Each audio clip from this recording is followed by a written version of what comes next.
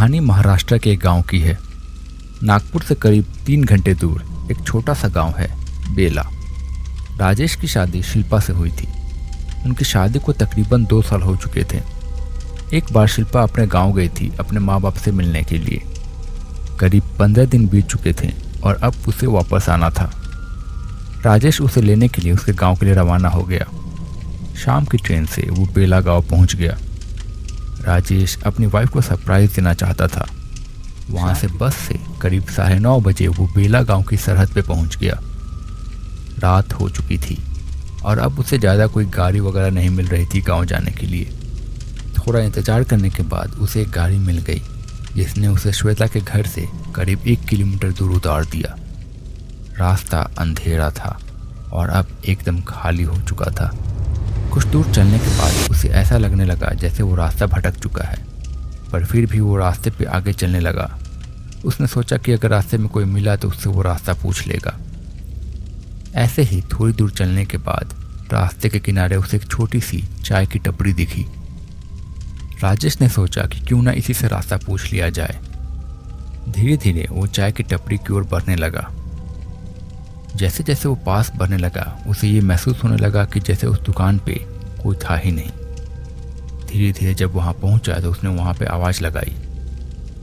राजेश ने वहाँ आवाज़ दी, कोई है क्या यहाँ दुकान पे?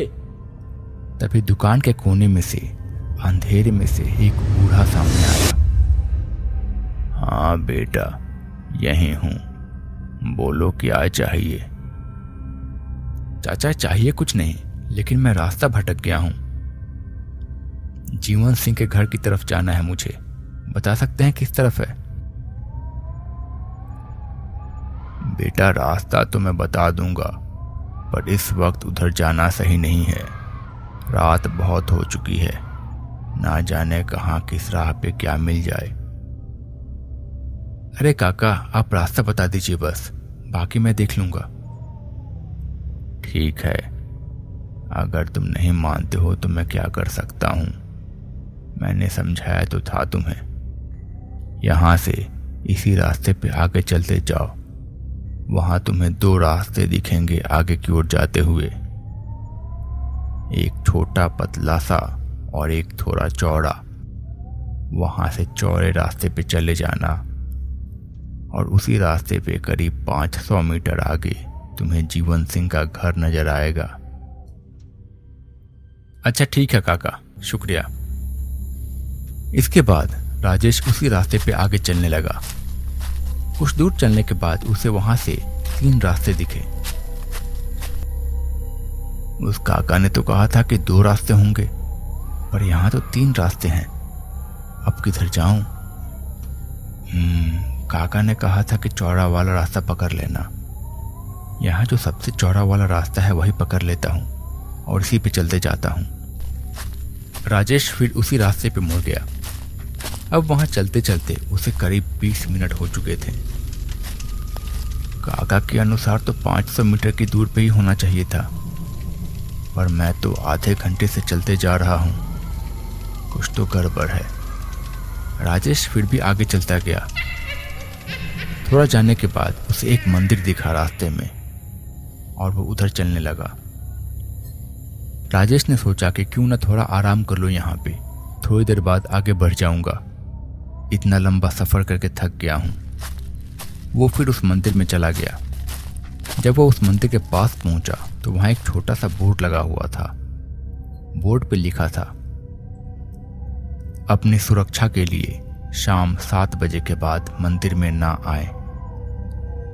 राजेश को ये बात थोड़ी अजीब लगी, पर उसे लगा कि शायद उस गांव का कोई रिवाज होगा, और ये सोच के राजेश मंदिर में चला गया।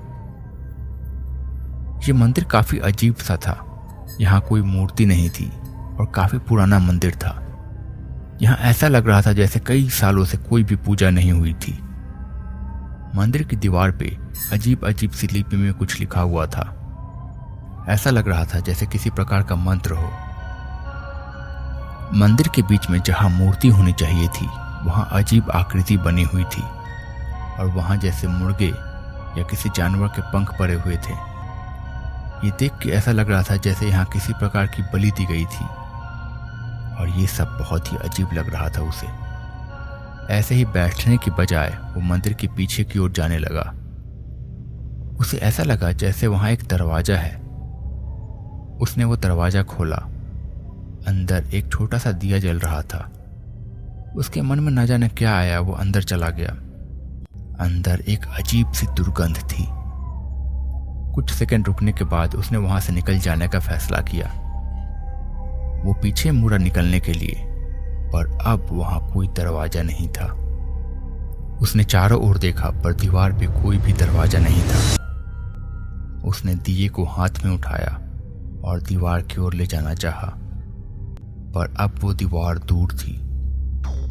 उसे आश्चर्य हुआ कि जब वो आया था तब तो वो कमरा इतना छोटा सा था, अब अचानक से इतनी दूर कैसी हो गई दीवारें। उसने हर ओर देखा, ना जाने कैसे हर ओर की दीवार बहुत दूर जा चुकी थी। अब वो घबराने लगा।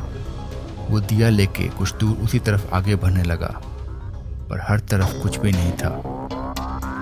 फिर वो वापस आया और थोड़ी दूर और दूसरी दिशा में आगे बढ़ने लगा, पर उधर भी कुछ भी नहीं था।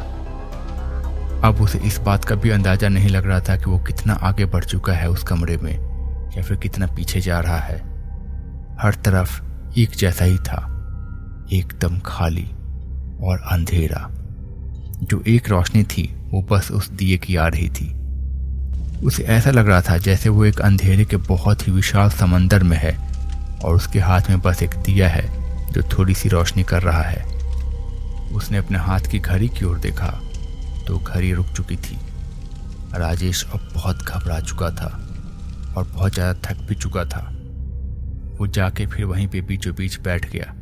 अगर अभी तक आपने इस चैनल को सब्सक्राइब नहीं किया है तो प्लीज़ इस चैनल को सब्सक्राइब कर लीजिए, और अगर आपको ये वीडियो पसंद आता है तो प्लीज़ इसे लाइक कीजिए। मुझे आप सबके सपोर्ट की बहुत ज़रूरत है। अब उसे रोना आ रहा था अपनी किस्मत पे, अपनी हालत पे। उसे समझ में नहीं आ रहा था कि ये क्या हो गया। उधर शिल्पा या किसी को पता भी नहीं होगा कि वो कितनी बड़ी मुसीबत में फंस चुका है। यही सब सोच सोच के वो हताश होकर बैठ गया। एक अजीब बात यह भी थी कि वो दिया काफी देर से जल रहा था। ऐसा लग रहा था जैसे उस दिए का तेल खत्म ही नहीं हो रहा था। 3-4 घंटे से ज्यादा हो चुके थे और उसमें तेल उतना का उतना ही था, और दिया अभी भी बहुत ही अच्छी तरीके से जले जा रहा था।